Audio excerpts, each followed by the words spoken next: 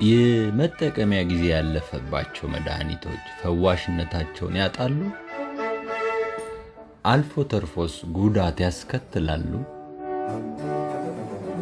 በኢትዮጵያ ምግብና መድኃኒት አስተዳደር አዋጅ መሰረት መድኃኒት ማለት የሰውን በሽታ የተዛባ ወይም ጤነኛ ያልሆነ አካላዊ ወይም አእምሯዊ ሁኔታ ወይም ተያያዥ ምልክቶችን ለመመርመር፣ ለማከም፣ ለማስታገስ ወይም ለመከላከል የሰውን አካላዊ ወይም አእምሯዊ አሰራር በጠቃሚ መልኩ ለማስተካከል ወደ ነበረበት ለመመለስ ወይም ለማሻሻል ወይም ከምግብ በስተቀር የሰውነትን መዋቅር ወይም ማንኛውንም የሰውነት ተፈጥሯዊ ተግባር በጠቃሚ መልኩ ለመለወጥ የሚውል ማንኛውም ንጥረ ነገር ወይም የንጥረ ነገሮች ውህድ ሆኖ ለነዚህ ምርቶች ጥሬ ዕቃነት የሚውል ማንኛውንም ንጥረ ነገር ያጠቃልላል።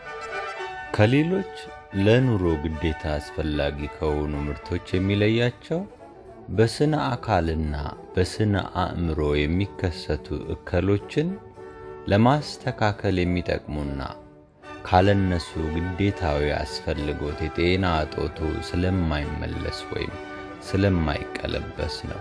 ለጤና ጥበቃ ወሳኝ የሆኑ እነኚህ ግብአቶች በራሳቸው ደግሞ የጠሩ መሆን አለባቸው። የሚፈለግባቸውን የጥራት ደረጃ በሞላ የማሟላትና ይህንኑ ለማጣራት የሚደረገውን ፍተሻ በብቃት ማለፍ ይኖርባቸዋል።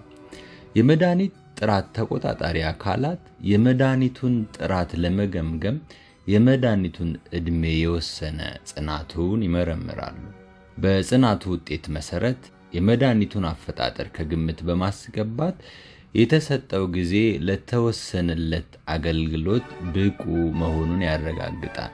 ፍተሻው ባጭሩ መድኃኒቱ ከተመረተ በኋላ የሚገጥመው እውነተኛ አካባቢ በቤተ ሙከራ ተመስሎ ይበጅና በተሰራው አካባቢ መድኃኒቱን አኑሮ በማጋፈጥ በተወሰነለት የጊዜ ገደብ የመቋቋም ብቃቱ ይፈተሻል።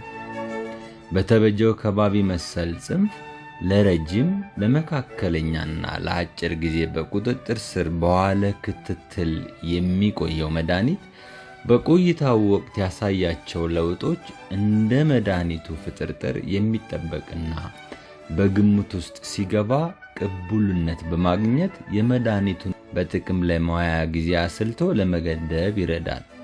በተጨማሪም ከምርመራው የሚገኘው ማስረጃ መድኃኒቱ ጥቅም ላይ እንዲውል በተቆጣጣሪ አካላት የመመዝገብ ሕጋዊ ዕውቅና ያሰጠዋል።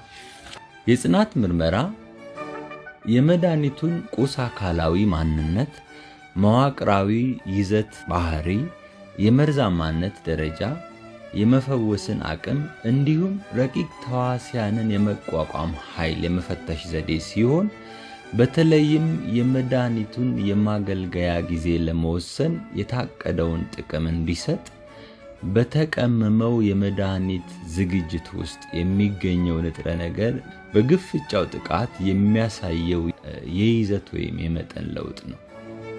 አንዳንድ ጊዜ ይህ እርግጫ የሕግ ተጠይቃዊ አካሄድ ከማሟላት ወይም በመድኃኒቶች የጥቅም ላይ የመወያያ ጊዜ ጥያቄ ለመመለስ ከተደረገ ጥረት ዘሎ እውነተኛውን የመድኃኒት የማገልገል አቅም የማሳየት እድሉ ውስን ይሆናል።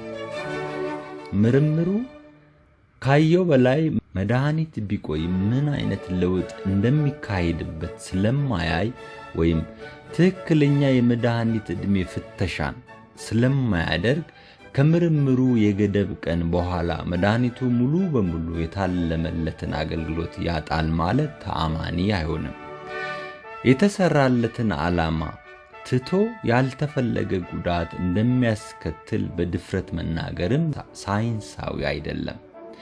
የአገልግሎት መቀነስና ሌሎች ያልተፈለጉ ከመድኃኒቱ የማይጠበቁ ባህሪያት መታየት ተተንባይ ሁኔታዎች ቢሆኑም በዘርፉ ከተሰማሩ ስለ ጉዳዩ ዋስትና ለማግኘት ግን እስከ ተገደበለት ጊዜ ያለውን ዕድሜ መጠቀሙ ጤናማ ይሆናል።